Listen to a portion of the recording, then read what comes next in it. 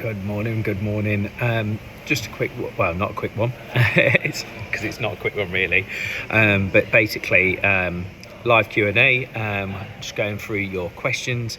I may have missed some from last time. I've just spotted some that have come through, so I'll cover those today as well for you. So I'll do my best to go through the questions. Please, when you submit these questions, be as in-depth as possible.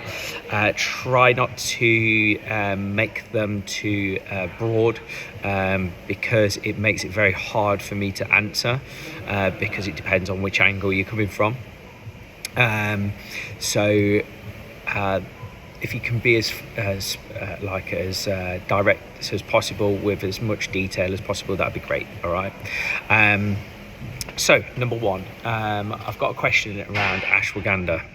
Ashwagandha is an aerobic herb, okay, and it can be used for de-stressing, relaxation. If somebody's like not sleeping well, it can help with that. Now, there's lots of studies done on it. I've not particularly seen anything amazing on it. It's been talked about a lot more, but I think that's just because it's hitting mainstream. I can't say I've used it. I do know a few people that have used it, none of which, for them, it didn't help them. I've actually got a book next to me that has the detailing. It's all about herbs, basically. But basically, if people are stressed, overwhelmed, struggling with insomnia, nervousness, very tired, it can be great as a healing property. You find this in some herbs. However, it doesn't work for everyone. It's just like with menopause, when we have given recommendations around herbs for menopause. Some females they work for, some females they don't. It's very much a case of testing it and see. So I've not personally tried it. What I'd suggest is, provided it doesn't interact with any of your medications, if you're on any, then maybe try it and see if you feel any benefits from it. All right. That's all you can do sometimes. Okay. But yeah, that's just something that I'd probably, just try it. That's all I can say. If you wanted to have a look and read a bit more detailing, whoever that was, come and speak to me. We've got a book called Healing with Herbs of Life, a book that I was recommended a long time ago, and I've used with some people and had some really good stuff with. So if you want to have a look at that, there's a bit more details on that. So hopefully that answered your question as best as I can. Okay, in terms of question number 2, so I've got a question here. 6 weeks post-COVID, still not feeling great. What are your recommendations around restarting training? Also, body feels full of inflammation, looking on pointers for diet. Okay, there is some things that you can do around this. That again is quite a big question, because it's double-barreled really. In regards to training, I'll cover that first. Look, your body's been through a lot of stress and trauma through having COVID. It does when it gets any viral load, or any load at all, illness-wise. You have to remember that you need to recover. A few things which I'll come back to in a minute, that can help. But in terms of training-wise, take your time. Break yourself in. Don't expect to perform at the same level as you did previously. All right, you need to just take your time and slow yourself down a bit. So if you might only get 80% performance instead of like 95, for example, it's quite common because of the way it damages the lungs. What I personally found was by doing more cardio and pushing myself just gradually, step by step, I found I recovered quite quickly. But that was me personally. At the end of the day, it does damage to the little air sacs. And you need to be able to get them open. So yes, it might feel really hard for a while. Mine personally took 3 weeks, but I'm pretty confident that by doing what I was doing with the training that I was doing, and making sure I wasn't backing off too much, it was okay. So just take your time. If it's more intensive cardio stuff, like if it's a Fit 30, then just lower your level down a little bit, okay? Don't go 100% in, maybe go 80%, all right? Build yourself up. Because you don't want to be stressing yourself out that you can't breathe properly, because that'll have even more stress on the body, all right? In terms of like stuff that you could do outside of here, if you've got a bike, or you go running, maybe just do some steady work, some low intensity work, so just steady pace bike ride, nothing too crazy, but then you could chuck in a few sprints up to that limit where you like struggling to breathe, because that's going to be a different limit to maybe where you were before. All right, you could do that a few times over and keep building up. All right. In terms of lifting weights and stuff like that, again, your body may not recover as well by pushing yourself so much, so maybe just lower the load down. I mean, with the strength work that we're doing quite low rep ranges, so it's going to tax the nervous system a little bit more than like fatiguing you, like totally fatiguing you. So just play it by ear. The biggest factors for you are your recovery and your food, okay? I would say more than your training. So sleep, number one, should be your number one priority. When you have any illness, sleep is your biggest winning factor. So good quality, so make sure the room's blacked out, make sure if you need to wear an eye mask, wear an eye mask, and just make sure you're getting as much good quality sleep in as you physically can. And I mean, so you're getting up in the morning and you're like, woo, yay, I'm ready to go. Not as in like, oh, I'm so tired. That means you're not getting quality. Just because you're having 10 hours doesn't mean it's quality. It can be poor quality. You should be getting out of bed well rested. So that's number one that I'd address. Okay, look at your sleep. Number two, with your food, avoid alcohol at all costs. If your body feels inflamed, it probably well is. And again, the body can be, and COVID can trigger other things to go on, such as achy joints and so on. There is some anti-inflammation diets that you can follow, like what they call like an elimination diet. If you would like any guidance around that or any further help around that, I think I have a document with all that in that I can give to you or email to you, whoever you are. Number two, anti-inflammatory foods, lots of phytonutrients. They are in lots of different coloured fruits and veggies. If you are not eating a broad spectrum of fruits and veggies, make a start on that. It will make a big difference to you, right? You need lots of vitamins and nutrients coming in. Number two, guess what I'm going to tell you now? Protein. Make sure that that's a reasonable level. It is massively linked to your immune system, massively. Okay, so make sure you're getting a minimum, the very bare minimum, 1 gram per kilo body weight. You really want to be pushing that to more like 1.5 to 2. So again, providing you've not got any kidney issues. Again, I don't know who this is that's asking this question. So just again, that's a good guide to work on. Okay, keep your carbohydrates reasonably low, more fats in the diet. Okay, and when I mean carbohydrates reasonably low, I mean sort of around 20 to 25% of your total calorie intake. So if you're on 2,000 calories a day,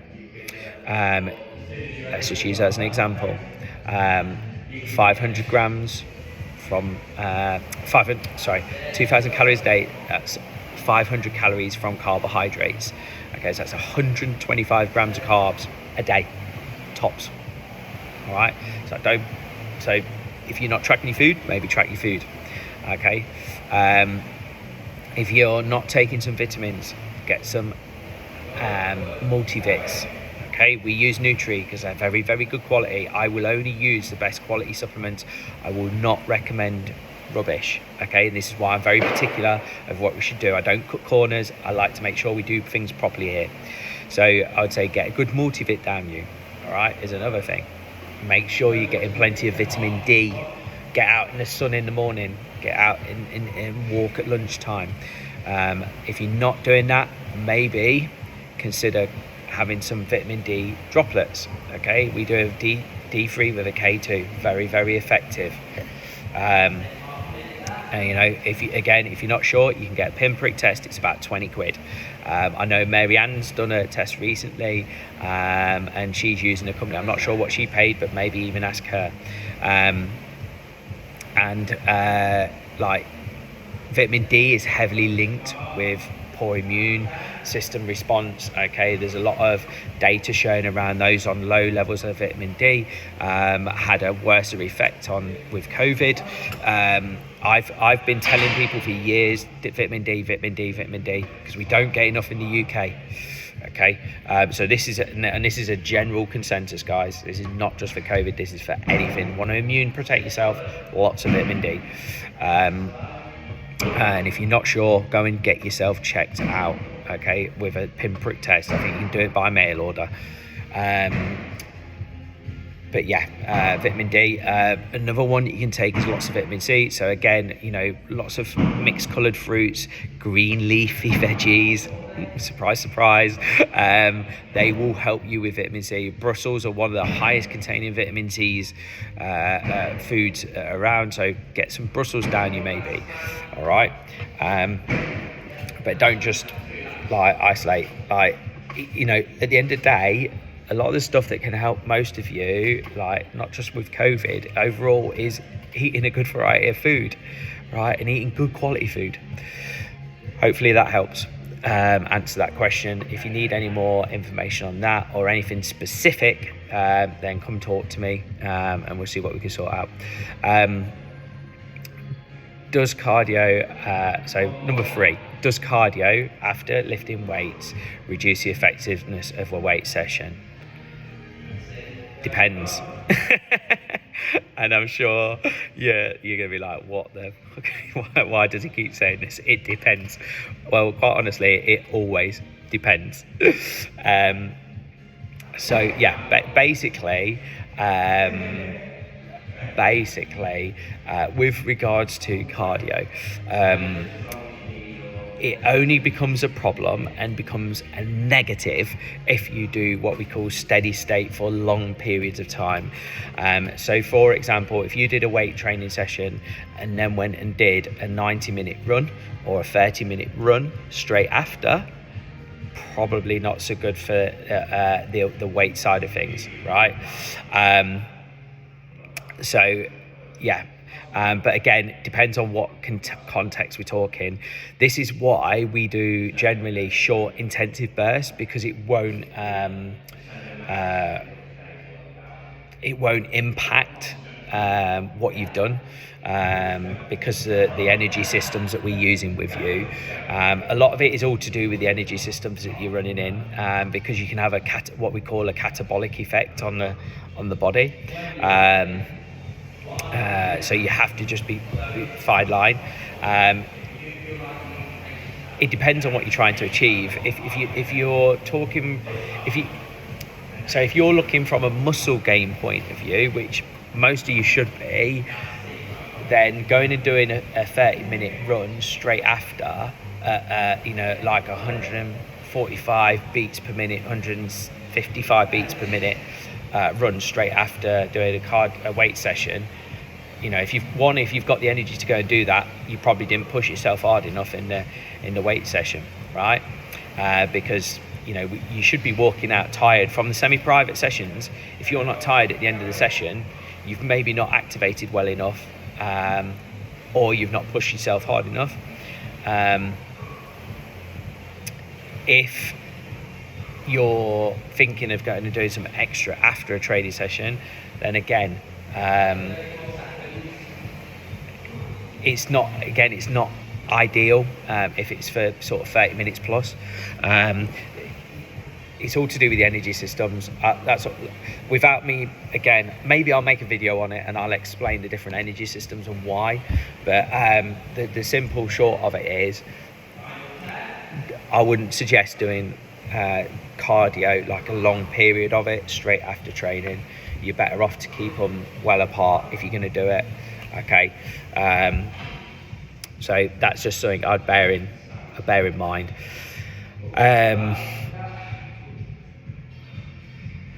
It depends on what angle you're coming from. If you can share a bit more context around that, are you worried about muscle mass? You know, are you doing a run or some long cardio after? If you can give me that sort of information, that would help. If you're talking about doing a Fit 30 straight after, so just to highlight something, guys, so this is for all of you.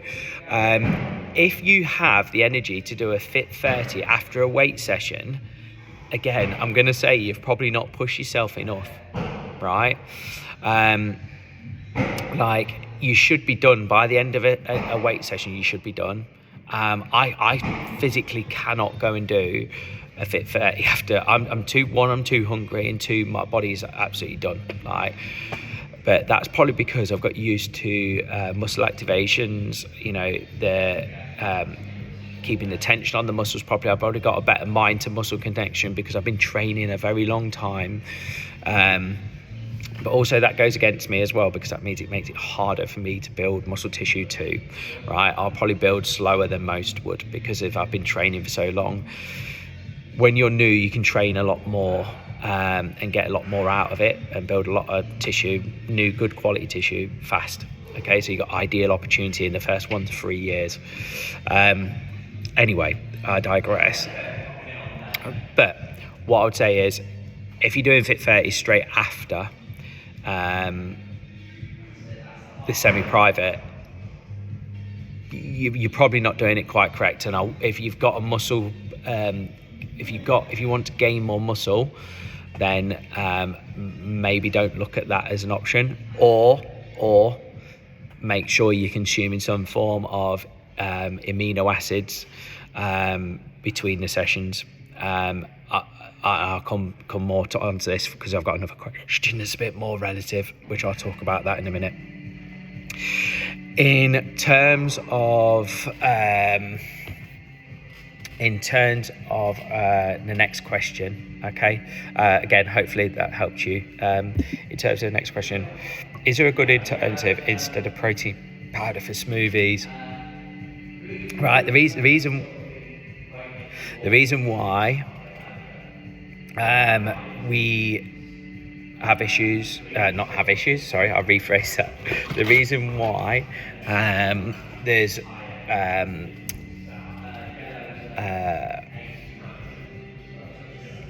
we tell you to put protein powder in smoothies is to bulk them out a bit.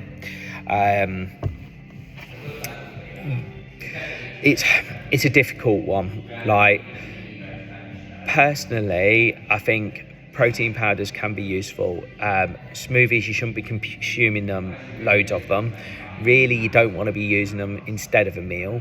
However, if you need to get something that's going to digest easily before you go training, let's say, or you're on the go and you need to get something down you, then smoothies can be a great option. I would steer away from lots of whey protein though, because a lot of people react to it. Most people handle rice protein better. I personally, and this is me personally, get gassy from doing too much whey protein. I'm okay with like a grenade bar, let's say, but I'm no good on whey protein powder at all. I get gassy, so I steer away from it. But again, I've learned to eliminate the foods that don't agree with me. Or minimize them is probably more to the point. But there's not really an alternative. There really isn't. You could maybe chuck in, like, if you wanted to thicken it out a bit, maybe you could blend an avocado in there and maybe some almond milk, or even some cow's milk if you can tolerate it okay. Or some Greek yogurt could be another option, not Greek style, proper Greek, could be an alternative. Again, depends on what context you're asking. Is there a reason you don't want to use protein powder in smoothies? Is there a reason behind that? If there is, again, let me know. Maybe you're bloating off of whey protein. Maybe that's what the problem is. Again, just let me know. Again, I need as much detail as possible, guys, on these questions for me to answer them correctly. But yeah, if it's a bloating issue, then maybe change the brand of protein powder or change the type of protein. All right. But I wouldn't solely have smoothies every day and just rely on protein powder in them. All right. The reason why we tell you to put protein powder in them is to make sure you're getting a protein load in, because people using these smoothies generally, they're using them as a meal alternative or a way to get extra protein in. All right. Okay, hopefully that answers that question. If you need any more help around that, obviously just comment below, whoever that was, or come talk to me. Right, next question. Pre and post workout drinks. Can we talk about them, please? Well, that's a biggie. You know what I'm going to say now? It depends in what context. So I will give you some general advice that all of you can use, okay? Because I think it's good for everyone, and it's a topic I want to raise because of the way a few people have been feeling recently, especially with the more intensive sessions. If you're doing a Fit 30 or you're doing like the front-loaded cardio, it's been a bit more intensive, so it's going to drain your energy levels faster. In other words, your sugars that are in your the muscles where it's stored, okay? Your muscle glycogen, it gets depleted when you do something quite intensive, okay? And this is where we need to be very careful. So what shall I talk about first? Okay, so some general guidance around pre and post workout. If you're on a fat loss focused goal, and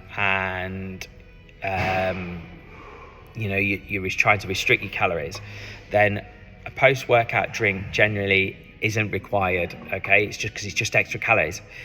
If you're trying to build muscle, and you want to put some more lean mass on, and you're not trying to be in a calorie deficit, then you could have a protein shake, for example.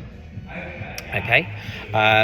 Also, the other option to protein shake, which is what I use, is some essential amino acids. Okay. I'm not going to go again into too much detail on this because that could be I think there's a video on that in the Facebook group, either coming out this week or coming out this month, or there's already one. I'll have a look for it. But basically, essential amino acids are a broken down form of protein. They are very, very low calorie. Their equivalent value is a lot higher than what you actually take.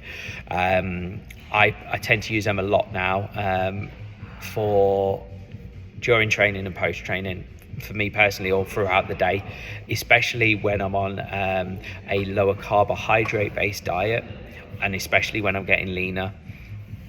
Again, I'll save that for another video. So in terms of